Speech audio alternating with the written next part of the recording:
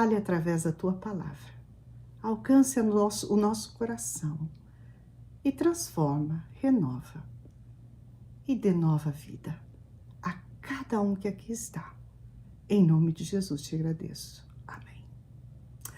Por isso eu convido você a abrir sua Bíblia. Pode ser no celular, não tem problema. Eu gosto de ter minha Bíblia na mão, a Bíblia mesmo, sabe? Ela está aqui do meu lado.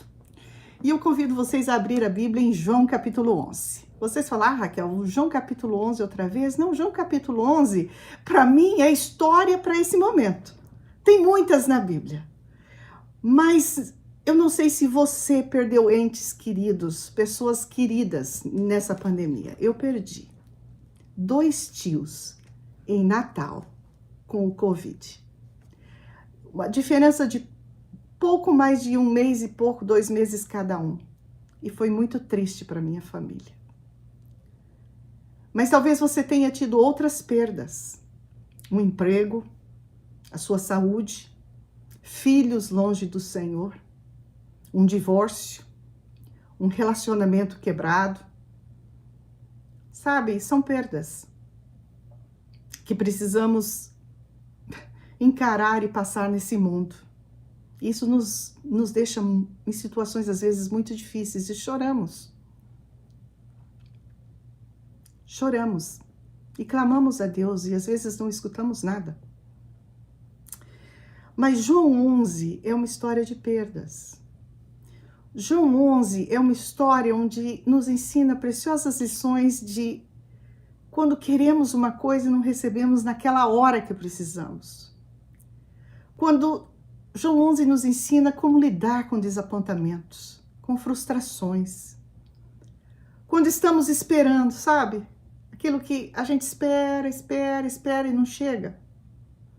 A Bíblia é tão real e os evangelhos apresentam Jesus chegando nesses momentos na vida. Por isso que estudar os evangelhos é ver Jesus entrando nessas emoções que os evangelhos apresentam. É pessoa doente, é pessoa que precisa ser curada, é pessoa que foi traída, é pessoa que chora, é pessoa que tá sofrendo de doença por 12 anos e não acontece nada, é pessoa que precisa de ajuda, é pessoa que é pecadora, é prostituta, olha, é de tudo. E Jesus chega nesses momentos. Aí quando eu olho para os evangelhos, eu vejo Raquel lá. Porque os evangelhos é a minha história e a tua história.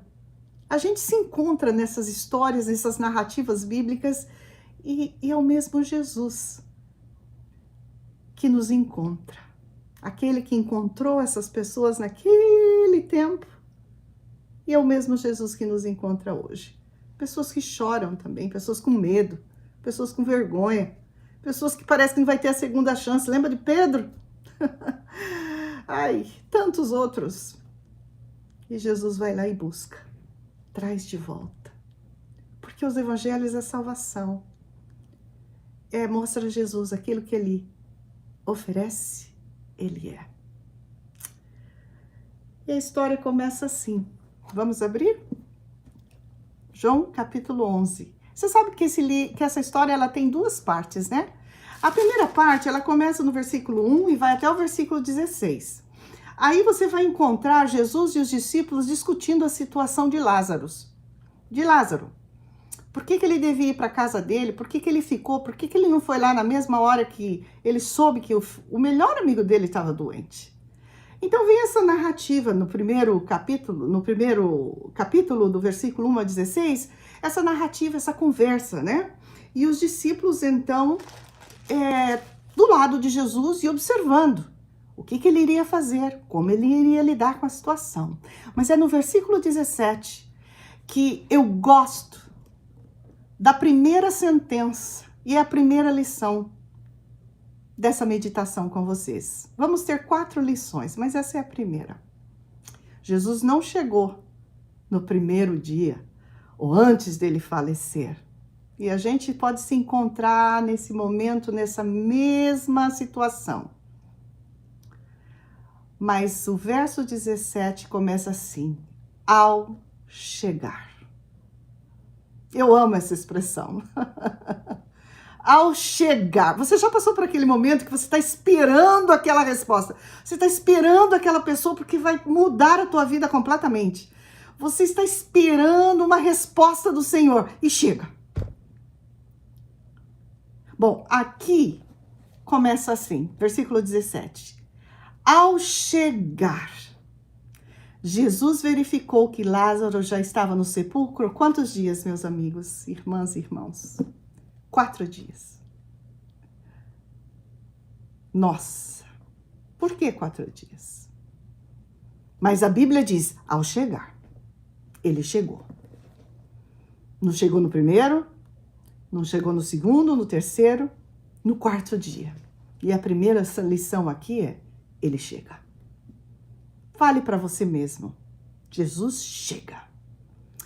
E existia uma crendice naquela época entre as pessoas, eles acreditavam que a alma da pessoa que morreu ficava perto do morto até o 3º dia. Então tinha chance até o 3º dia da alma voltar para o corpo. Mas depois do 4º dia, não mais. Impossível.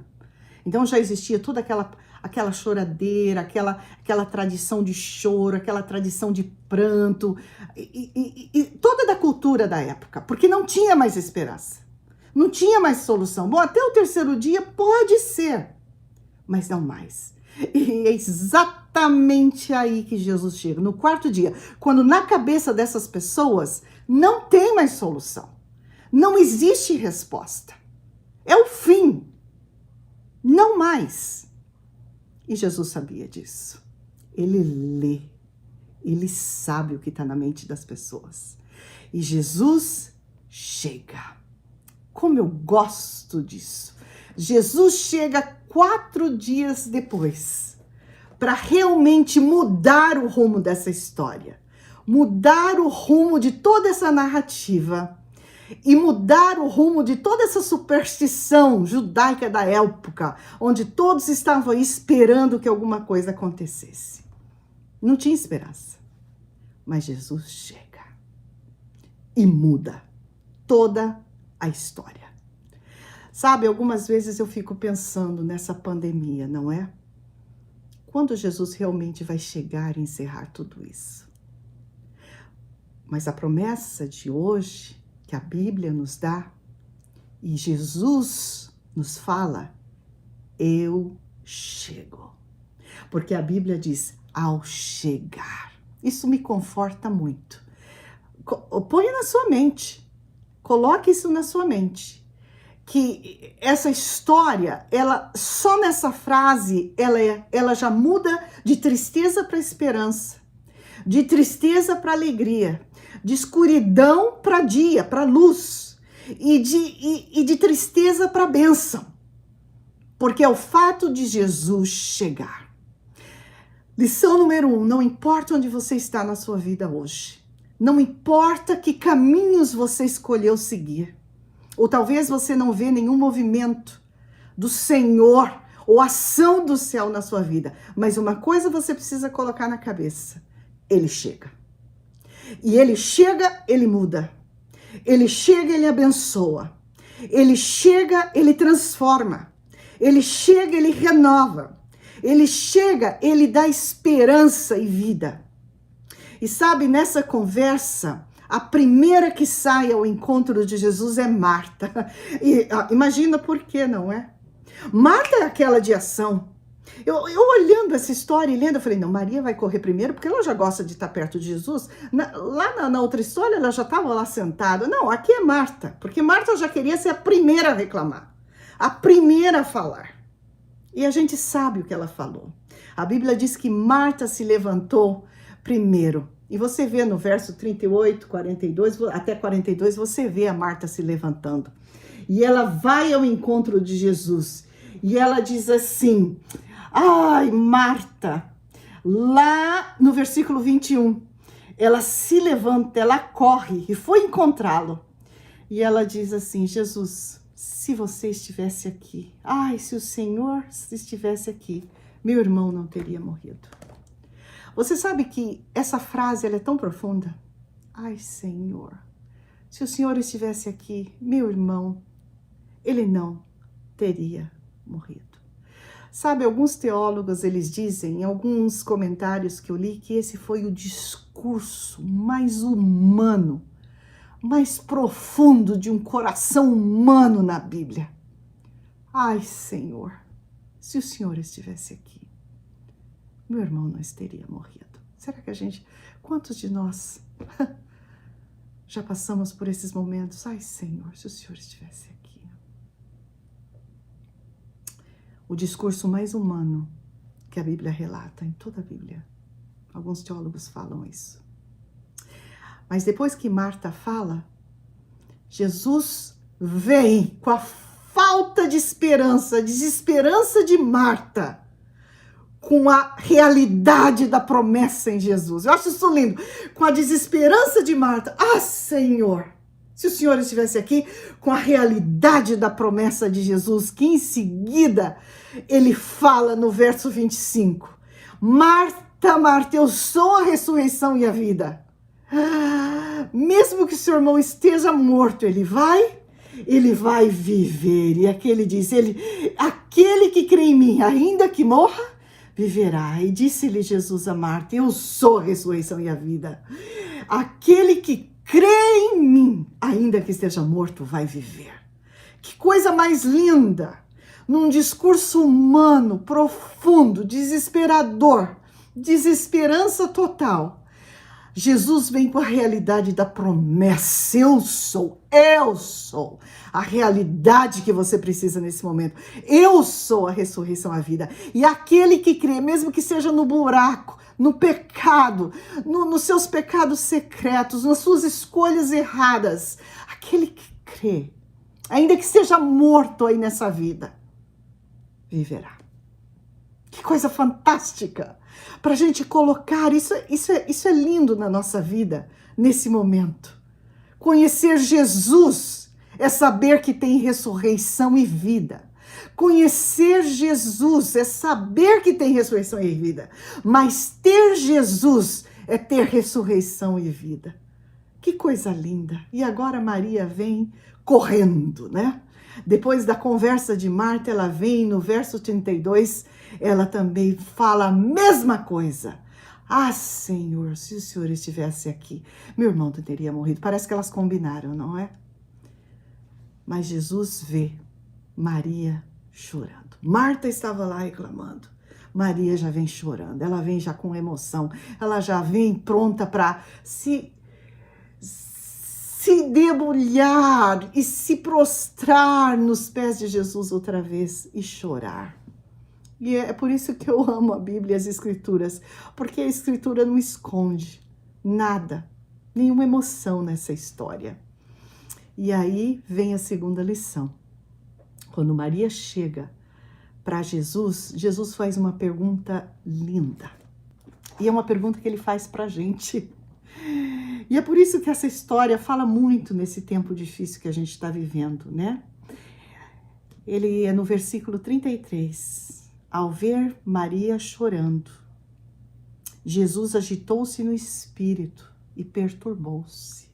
Jesus sente, Jesus vê, Jesus entende. E aí ele faz aquela pergunta: onde vocês o colocaram?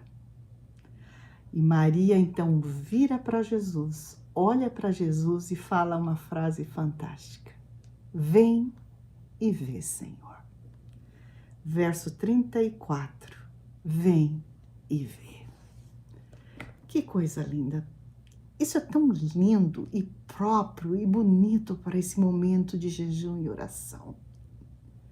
Onde a gente está passando por esse momento de morte de alguma forma. Para sair diferente. E essa mesma frase, essa mesma narrativa e palavras tão profundas de Maria. Vem ver, Senhor, vem ver. Essas são nossas palavras hoje. Um convite tão simples. Vem ver, Senhor. Tão simples. mas vai lá no fundo do coração da nossa fé cristã, vai fundo.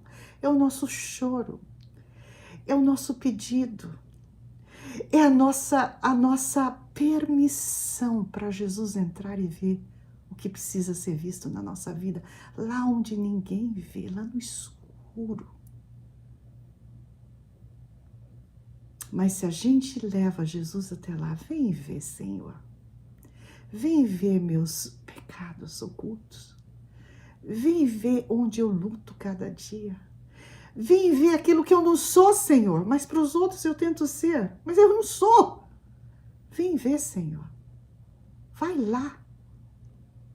Vem ver a minha tristeza ou a minha alegria. Vem ver a minha luta, Senhor, que eu não consigo sair dali.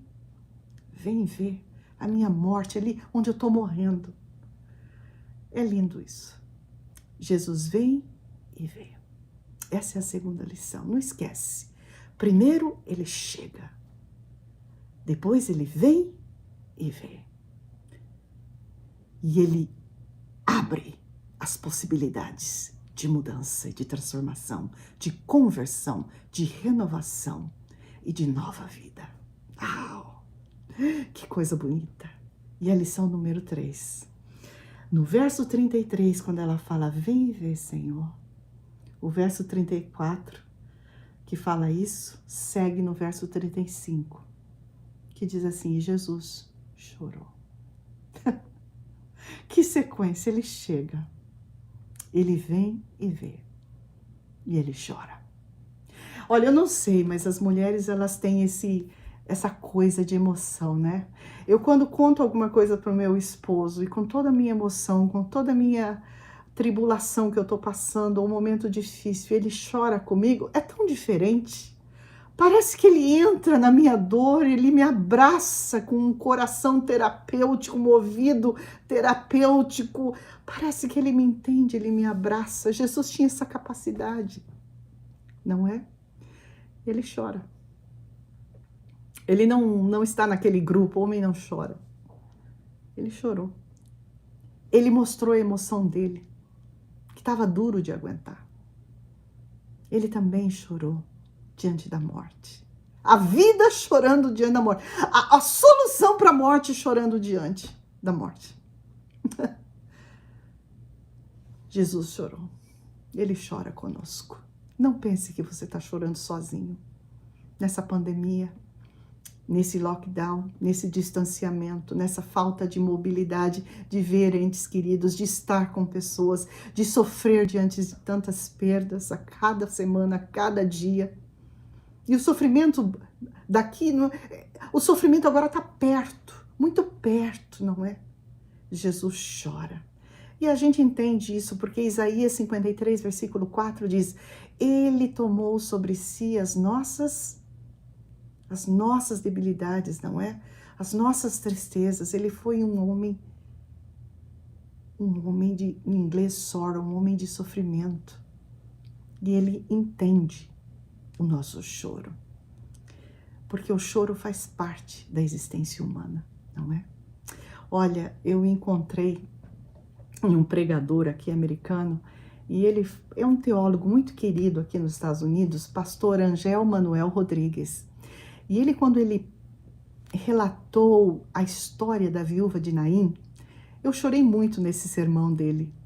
Mas a frase que mais me tocou nesse sermão do pastor Rodrigues foi quando Jesus olha para a viúva de Naim e diz, não chora. Aqui Jesus chora, junto. Ali ele olha para a viúva de Naim e diz, não chora. E o pastor Rodrigues disse algo lindo relacionado com esse não chora para a viúva de Naim. E eu quero que você coloque isso na sua cabeça hoje, porque é lindo para nós que choramos nesse momento, em qualquer circunstância que estamos atravessando. Ele falou assim, que quando Jesus fala para ela, não chora, é porque a única pessoa que pode dizer para você, na nossa humanidade, não chora, é aquele que tem a solução para cessar o seu choro. E Jesus tem a solução. ele devolveu o filho da viúva de Naim para a mãe dele, para ela. Não mais choro. E aqui ele chora. E ele tem a solução para o choro da Maria e da Marta também. Ele tem a solução para o seu choro, para as suas perdas. Ele também tem a solução. Há uma bênção em tudo isso. Há algo que Deus quer nos ensinar, trazer de volta, nos levar a refletir e nos dar nova vida, nova perspectiva, nova realidade de vida. Ele quer fazer isso. Por isso ele chega, por isso ele vê. Vem ver, Senhor. E ele chora. Eu louvo a Deus por essa narrativa na nossa vida nesse momento. E essa é a lição, a última agora. A última cena da história. Porque a história não termina com Jesus chorando. Nem com Maria chorando. Nem com Marta chorando. E essa também é a nossa história. A nossa história também não termina com todos chorando. Tem alegria. Tem alegria. Tem regozijo no meio do choro também. Por isso não importa o choro que temos. Deus tem a solução na pessoa de Jesus Cristo. Na pessoa querida, imanente de Jesus Cristo, que nos abraça nesses momentos. A noite vai ter fim. A escuridão vai ter luz. E a noite vai ter manhã. Vai chegar um fim. E por isso que a lição número 4 e a última é que Jesus chega no verso 43 e diz assim: depois que ele viu Maria chorando, depois que ele se dirigiu para a tumba de Lázaro, o verso 43 diz assim: Jesus bradou em alta voz, ele disse em voz alta: Lázaro, vem para fora. E a Bíblia diz, e ele saiu. E conta os detalhes de como ele saiu. Lázaro, vem para fora.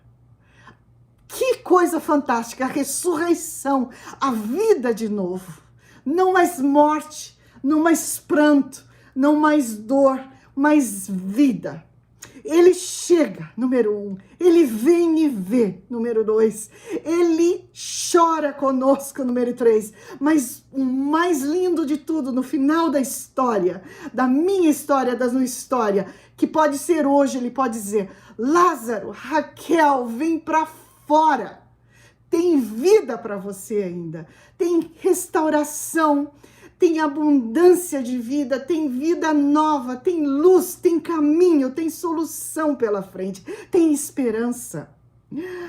Eu gosto muito de uma frase que eu li, que nada está tão longe do poder de Jesus que ele não pode ressuscitar e trazer vida outra vez. Não é lindo?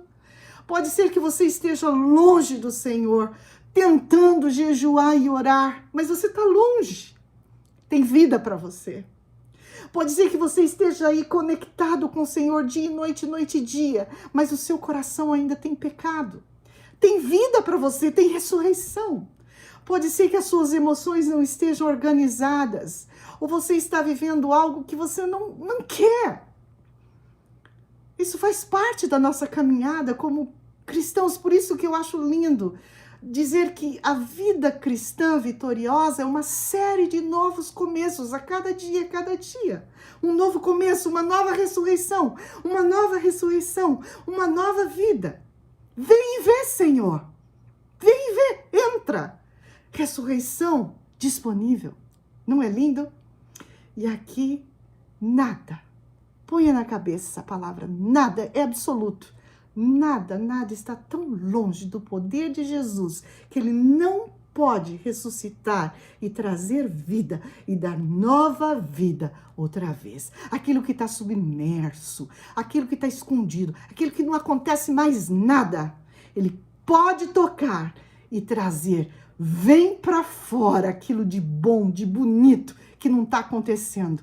O toque de Jesus pode trazer isso para fora outra vez. E vida abundante novamente. Eu fico pensando nessa palavra, nada pode impedir Jesus de trazer vida, sua vida de volta, ressuscitar você, sua família, sua missão, sua igreja, seu ministério, sua saúde, seus filhos, seu casamento, seu trabalho. Nada está tão longe do poder do Senhor, nada, nem que foi muito longe, que o Senhor não possa trazer de volta, ressuscitar e dar vida outra vez. Pensa nisso. Tudo isso na sua vida espiritual, nesse sábado, dia 24 de abril, não é? De 2021. Nada pode nos separar do amor de Jesus. Não há condenação para aqueles que estão em Cristo Jesus, Romanos 8, versículo 1. E no final, nada pode separar-nos do amor de Jesus. Nada. Por isso tem vida, por isso tem solução. E eu quero terminar com essa realidade, nesse dia de jejum e oração, onde unidos nos abraçamos, para sair desse momento, desse dia melhores, nessa promessa, ancorados nessas promessas de Jesus, que não importa o seu passado, não importa as suas dúvidas, não importa as ansiedades, a sua educação, a sua história, a sua família, o seu status, não importa quem você é. Diante de Jesus nós somos todos iguais, filhos de Deus, necessitando da graça do Senhor para continuar caminhando. Não tem gente melhor, gente pior. Todos somos pecadores e precisamos da graça de Jesus para continuar até que Ele venha. Por isso, meus queridos, irmãos e irmãs, há poder em Jesus, há ressurreição. Ele chega, Ele vem e vê, Ele chora com a gente e Ele traz a solução e ressurreição na nossa vida. É tudo isso, nessa história tão bonita, que eu oro para que seja referência para a nossa vida nessa caminhada, nos dias que virão, até que a gente veja Jesus voltar. Eu oro para que seja muito rápido e que Ele nos leve para casa. Não sozinhos, mas com aqueles que a gente quer abraçar e levar com a gente. Pensa neles, abraça eles nesse momento, porque a ressurreição para eles também, porque salvação é para todos. Se salvação não é para todos, não é salvação. Ressurreição é para todos. A salvação em Jesus. E salvação é para todos. Vamos nos confortar com essas palavras, irmãos e irmãs. Vamos nos sustentar com essas palavras, porque melhores dias estão pela frente. Melhores dias pela frente. Melhores dias. E a gente pode se regozijar nessa promessa de um dia, como diz Apocalipse, versículo 21, não mais morte, não mais pranto, não mais dor, porque essas coisas já passaram. E eu vou fazer todas as coisas novas, ou novas todas as coisas. Por isso a gente pode cantar. E que essa seja a nossa canção nesse dia de jejum e oração, que nos leve à ação e a caminhar com esse Jesus. E nos leve a cantar. Há um lar perenal e feliz, onde irei para sempre morar. Há mansões neste lindo país, que Jesus foi ao céu preparar. Vamos cantar? Vou morar neste lar perenal e feliz. Vou morar neste lar perenal e feliz. Que Ele chegue na sua vida, porque Ele chega. Que Ele te abrace ao você convidar. Vem e vê, Senhor. Vem e vê. Porque é a solução, a provisão para a vida. Que Ele chore com você, porque Ele entende. E que Ele traga a ressurreição e a vida. E aquilo de bom que tem lá em você, que Deus pode trazer de novo e fazer brotar de novo. Seja o que for, Ele tem poder para isso. Que Deus nos ajude, que Deus nos capacite, Que Deus nos abrace, nos dê a força, o poder, a unção, a paz para atravessar com essas promessas e firmes ficarmos juntos até que Ele venha para irmos morar. Essa é a minha oração, no nome de Jesus. Amém.